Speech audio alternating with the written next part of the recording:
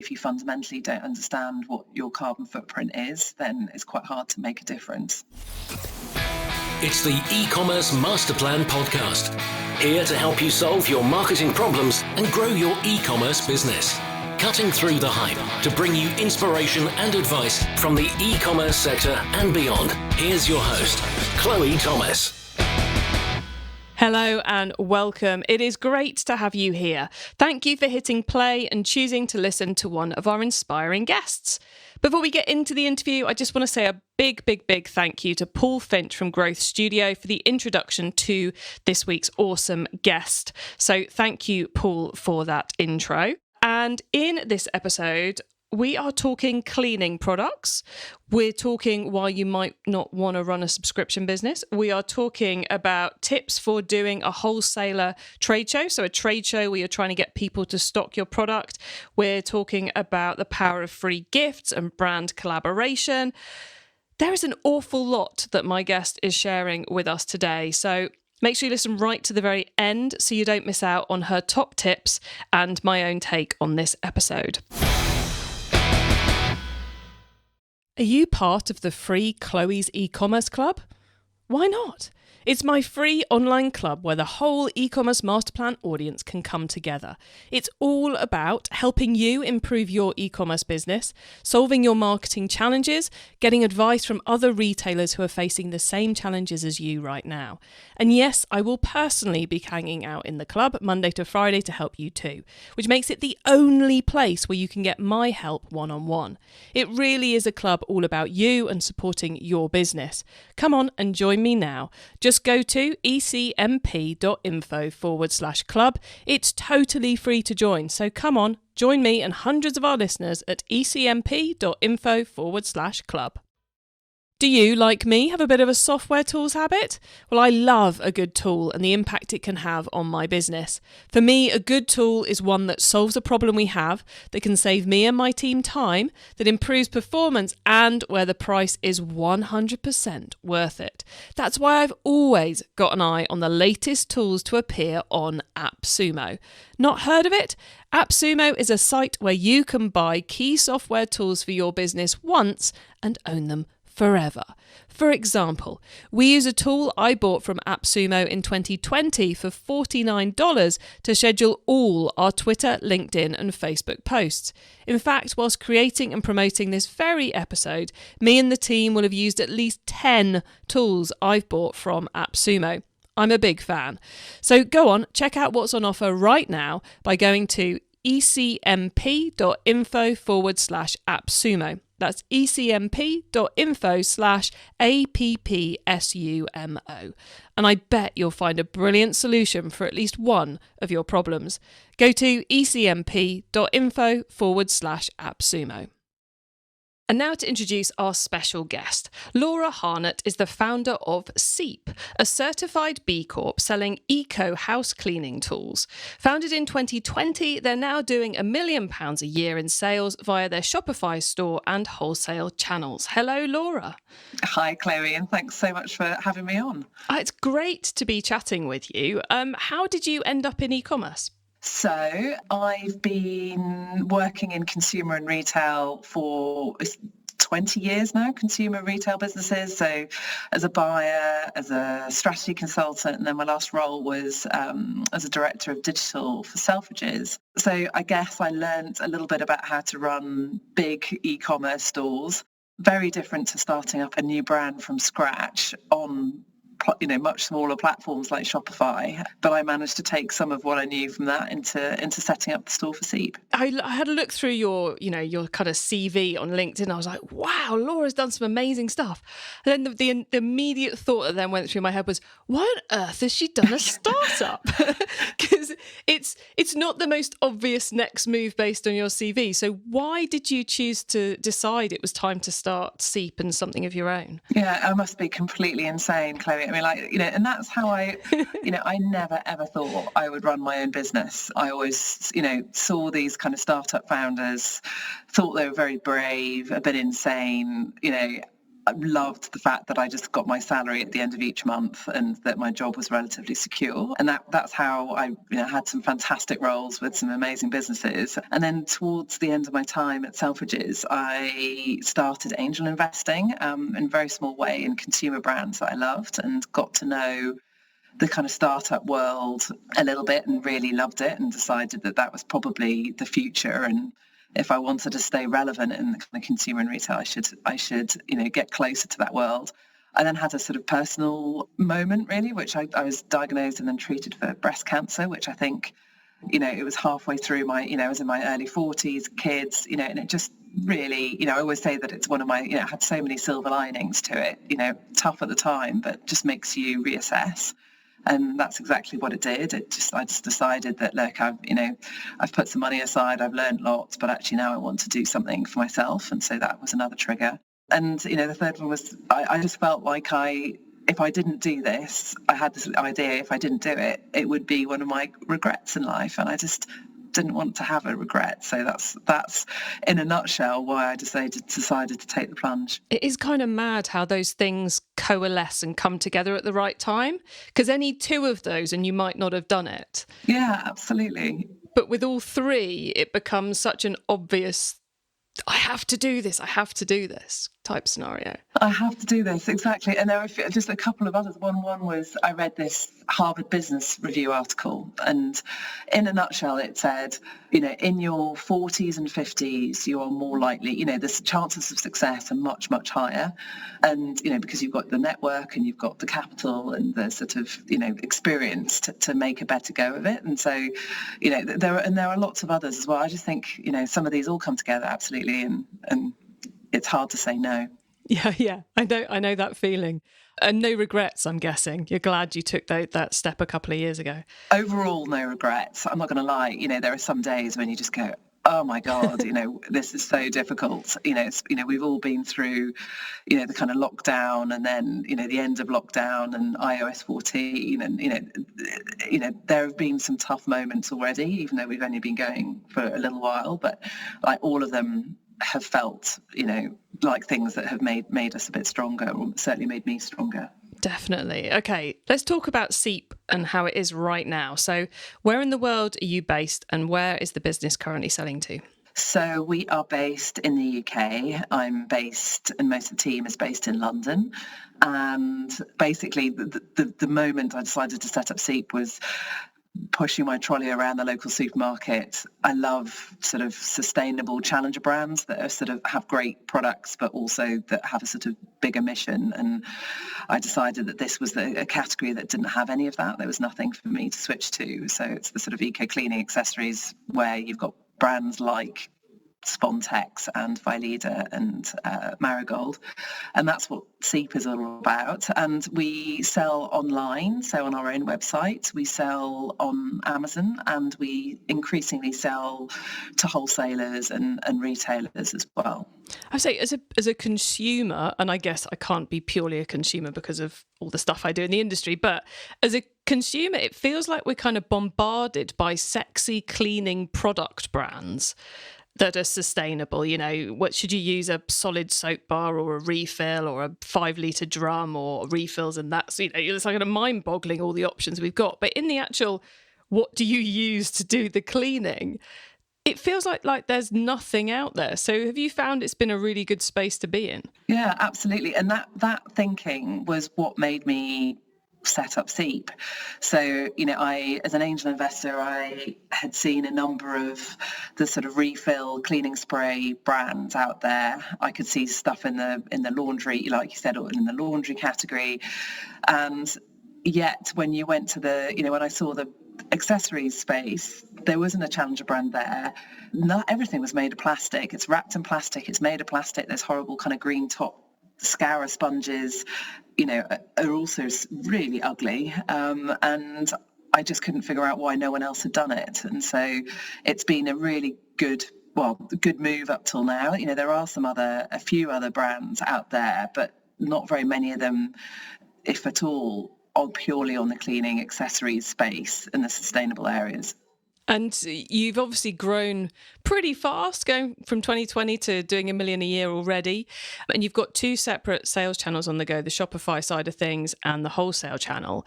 What does your team look like to deliver on all of that?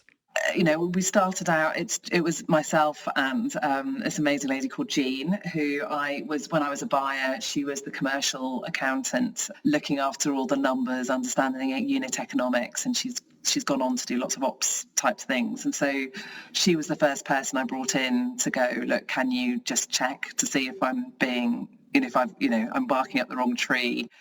And she's more like a co-founder than anything else, and so she kind of keeps an eye on the numbers and makes sure that all the ops works.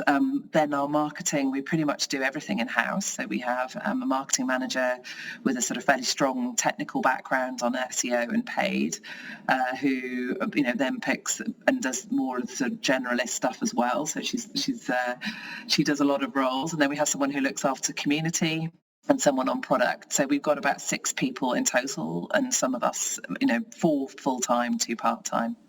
Community is something I'm a little obsessed with at the moment, as it seems to be everyone's doing it, but it means so many different things. So to you guys, to the team at Seep, what does community mean? So for us, community means the sort of basics of managing our customer services. We get quite a lot of emails in asking questions about our products or following up orders. So it's dealing with that in a way that means that they're building up a relationship. So one of our key values is, be human, because I think a lot of the time it feels like you're speaking to bots. And so Camilla, who runs all of that, has just got a fabulous way of communicating with our customers. And then it goes through to sort of social media, so working with content creators, influencers, posting organically and creating content. Cleaning hacks do really well for us. And making sure that community is getting more than just product from us, but they're getting sustainability information, they're getting cleaning hacks, and that we stay top of mind so that they come back and reorder from us. Do you think, kind of leading on from that education and helping customers understand things is a kind of a crucial thing we should be doing as brands now to build sales and build relationships with the customers? Because it feels to me like it's increasingly important, especially in the sustainability space, to educate the customers so they know how to do better. Yeah, absolutely. So it's another of our mantras is to go beyond cleaning. And we've got kind of 2 key things to communicate. So one is all about our products. Why have we designed them the way we've designed them? What's the material we're using? So some of the decisions we've made, we want to be able to share that with customers so that they can understand. And so there's a lot of product information. How do you make them last as long as possible? How do you dispose of them at the end of its product life so that you're not, you're leaving the sort of smallest footprint on the planet? So all of the kind of the product information. And then we feel like we have a duty and an opportunity to, use our platform for good, for a bigger social purpose. We often share. We have something called the Seep, which we send out once a month, which is sort of packed full of interesting articles and podcasts and petitions, that sort of thing, so that we can share other people's voices on topics that we really care about and that we think our customers care about. So much more than you'd expect any of those brands you mentioned earlier, kind of the old school mops and cloths brands to do. It kind of, you can imagine old world people having a conversation going, so we're going to send them an email that includes podcasts and interesting articles. It's just minds exploding all over the company. So yeah, it's very cool. Thank you for running through all that. Now, one of the interesting things, I thought it was interesting anyway, I saw on your website is that you are using free gift to incentivize spend thresholds, customers to up their basket value, which I always think is an underused tactic by people. But I thought the really interesting thing is you're not free gifting your product, you're free gifting alternative products. So at the moment, it's a tote or a laundry liquid gift, which obviously you're selling the tools, not the consumables. So I thought that was a really, what led you to be giving away something you don't sell? So we use it for 2 things. So And we're still testing this. The reason we do it, so we sometimes give away our products because we want to drive trial. And so the tote at the moment, all we like overstock. So the tote is a sort of fairly useful product, but we're also want to clear out because we've got some new ones coming in. The reason we offer other people's is that we offer them our audience. So in this case, sort of laundry, we're offering them, access to our audience. And in return, they will do the same thing for us. So they might include our, one of our single sponge scourers in with all of their orders. So it's a kind of customer acquisition on both sides. So we're offering that opportunity as well as trying to drive our average order value up. And what we found is kind of really complementary brands work really well. And, it offers the chance to introduce another brand to our customers that we think that they'll really like. And if we can share the love, then, that comes around too. I love that. It's delivering so much more than just an incentive to get an order. Yes, well, that's the plan. And we've been playing with it because we don't offer subscriptions, which has always been contentious, particularly with investors, because, the model is, hook people in with a subscription and then they keep coming back. And we don't do that. We haven't up till now. We've kind of thought very long and hard about it. And so for us, trying to get that initial average order up as high as possible for that first purchase is really important for our economics. And so, gift with purchase is one of the key ways we've done that. I think subscription is an interesting angle, especially for the sustainable business, because I know people who have subscriptions, and myself actually right now I have a toilet roll overstock.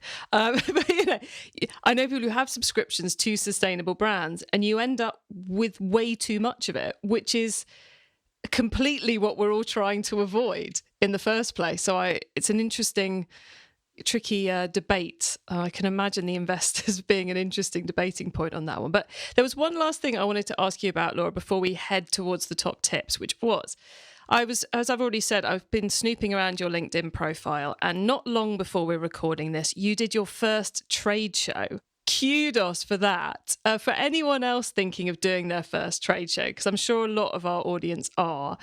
First of all, could you just confirm whether you were selling to consumers or wholesalers via this trade show? And then if there's any tips you could share or lessons learned, that would be awesome. Yeah, so this was our first trade show. We got very excited about it. This was very much for wholesale and retailers. And so if you look ahead at where we think the growth is going to come from in our business, that is going to be the main, we're hoping to grow across all of our channels, but retail and wholesale is expected to be the largest one. We've got the product right. We've got all of our distribution set up. So that's why we decided to do it. And it was fantastic. We got a sort of startup rate to be there. It gave us the chance to meet and practice our pitch with retailers. Some top tips, I think we hadn't realised that there were going to be kind of press and influencers there. And it was so fantastic to meet the people that we've been reaching out to on socials to do, for gifting opportunities, and they were there in person. And I think if you can find a trade show that are bringing those kind of people in, kind of make sure that you've got some magic moments and some freebies and some, because I think that was really magic. And actually off the back of that, our Instagram reach really boomed last week because they all posted, which was an unexpected benefit of the trade show. And then the second thing I'd say is, we had originally, because you want to try and capture all of your leads, and the first few hours, we had leads, and we had a fairly complicated way of capturing them on our laptop. And then somebody was like, let's just go to clipboard and a piece of paper, which doesn't seem very high tech, but actually just worked a lot better because it just means you can scribble things down and you're not all peering into the same laptop.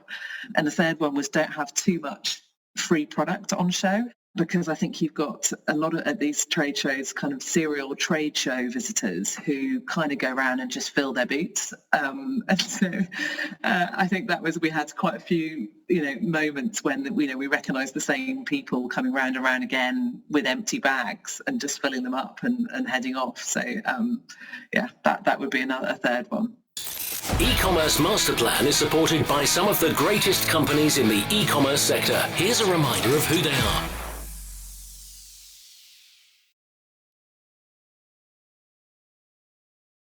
Are you part of the free Chloe's e-commerce club? Why not? It's my free online club where the whole e-commerce masterplan audience can come together. It's all about helping you improve your e-commerce business, solving your marketing challenges, getting advice from other retailers who are facing the same challenges as you right now. And yes, I will personally be hanging out in the club Monday to Friday to help you too, which makes it the only place where you can get my help one-on-one. It really is a club all about you and supporting your business. Come on and join me now. Just go to ecmp.info/club. It's totally free to join. So come on, join me and hundreds of our listeners at ecmp.info/club. Do you, like me, have a bit of a software tools habit? Well, I love a good tool and the impact it can have on my business. For me, a good tool is one that solves a problem we have, that can save me and my team time, that improves performance, and where the price is 100% worth it. That's why I've always got an eye on the latest tools to appear on AppSumo. Not heard of it? AppSumo is a site where you can buy key software tools for your business once and own them forever. For example, we use a tool I bought from AppSumo in 2020 for $49 to schedule all our Twitter, LinkedIn and Facebook posts. In fact, whilst creating and promoting this very episode, me and the team will have used at least 10 tools I've bought from AppSumo. I'm a big fan. So go on, check out what's on offer right now by going to ecmp.info/AppSumo. That's ecmp.info/AppSumo. And I bet you'll find a brilliant solution for at least one of your problems. Go to ecmp.info/AppSumo. It's time for the top tips round. Well, we are now into the top tips arena. Amazing advice around trade shows already, Laura. My mind is still boggling from those. But right now we're going to do the top tips, which is the section that gives me and our listeners some really quick ideas for taking our business to the next level. So, Laura, are you ready for these? Yes, I am ready as I ever will be. Excellent. That's all we can ask. Okay, the book top tip. If everyone listening to this podcast agreed to take Friday off and read a book to make their business better, which book would you recommend? So I would really recommend, and I can't imagine that very many of your listeners have lovely Friday off, but I would recommend a book called Cradle to Cradle, which in the sort of subtitle is Remaking the Way We Make Things. It was published in 2002, and it's all about the circular economy and thinking through how you make products. And so for me, it was just a complete eye-opener. It's a fairly quick read. The concept is that most products are made cradle to grave. So you extract materials, you make it into a product, but that product is always destined for landfill. So grave, and if you recycle it, then it might do one more loop round, but it will still be destined for the grave. Whereas Cradle to Cradle is all about the circular economy and figuring out how do you make products that are meant to kind of, come back to life. And so, composting, for example, is a way that if you can have something that composts, that puts nutrients back into the ground, it then will grow more things that then can keep going, can truly be circular. And so for me, it was just such an eye-opening book, and it just turns on its head how you think about product. And so that's what I would recommend. Wow, and a book ahead of its time as well. Massively ahead of its time. Yeah, I mean, this is it's over 20 years ago, and now it sometimes feels only recently that people started talking about the circular economy. Yeah, my career started similar time as yours, about 20 years ago, and I think if I'd have gone into work back into the early 2000s and gone, we need to go circular, everyone would have called me insane. Yeah, exactly. But I love it. And it's I promised a really quick read. Excellent, that's what we like. Okay, a traffic top tip then. Which marketing method do you either prize above all others or think doesn't get the press it deserves? So for me, this is brand collaborations. One of the fantastic things about being in our space, and there aren't really very many other people in it, with some really obvious adjacent brands and categories, has been that we've been able to do a lot of brand collaborations. And as the cost of advertising has increased, for us, this has worked really well. So we do a couple of these a month. Some work better than others, but it's just a fantastic way of tapping into each other's customer bases and growing in a pretty organic way. And there's lots of ways that you can do that too. So we've loved it. And it also means that as a founder and as the sort of wider team, we've made fantastic connections with other brands and have learned with them as well. So for me, it works on lots of levels. Yeah, I think there's so many different angles to brand collaborations that can really work. And I totally can get why, especially as a startup, to be having conversations with people doing a similar thing, it can be absolutely brilliant. Right then, the tool top tip, maybe a collaboration tool, a social media plugin, a phone app, or just a way of working. Is there a cool little tool you use that makes you and your team more efficient from day to day? So I'm going to be cheeky and say two. The first one is Influencer Hero. We used to do kind of influencer outreach and in a sort of fairly haphazard, very labour intensive way. And I'd say, we started using Influencer Hero. We looked at various tools on the market. And this has really changed our game in the amount, we've been able to scale up the amount of outreach we've done. We've been able to track conversations. It really made quite a big difference. And then the second one, very briefly, is Slack. It just makes kind of communication across the team, especially when some of us are remote, much, much easier. Always Slack, but I haven't heard of Influencer Hero myself, so I'm going to have to go and check that one out as well. So thank you for that.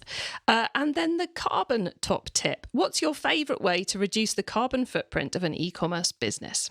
So, this sort of thing is right at the heart of our business. So we understand the carbon footprint of all of our products, and we try and reduce it as much as possible, from product to distribution to everything else, and then we offset the rest.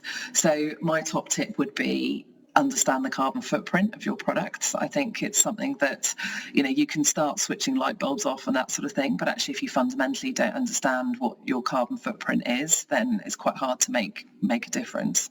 So, there are some tools out there like we've used one called Impact Forecast, which makes it easier to understand your carbon footprint. We've also partnered with a charity, our sort of carbon offsetting charity, and actually they help us understand our carbon footprint by product as well. Excellent. I love that. Work out the numbers first, everybody. Then you know what you're dealing with, which sounds so simple, but is quite hard if you don't have the right partners on board to help you do it. Laura, thank you so much for all of that. Before we say goodbye, could you please let the listeners know where they can find you and your business on the web and social media? Yeah, so our handle on social media is the Seep Company. And that's our website as well, so www.seepcompany.com. That's the best place to come and find us. Unfortunately, we only serve the UK at the moment on our own website. We haven't gone international, lots of reasons behind that. It's probably another podcast, but that's the best way to get in touch and find us. Brilliant. And that's Seep, SEEP, everybody on those. SEEP, yeah, which stands for Sustainable Everyday Essential Products. That was the source of where that came from. Ah, cool. And I believe you might have a nice offer for those of our listeners who are in the UK. Yes, we've got an amazing discount code. So we're offering 20% to all of your listeners, and the code to use is Masterplan. And I think, Chloe, you've got the link that you can add. We do. We'll make sure that's on the show notes for everybody. Laura, thank you so much for that lovely offer, helping all of us here in the UK go a little bit greener.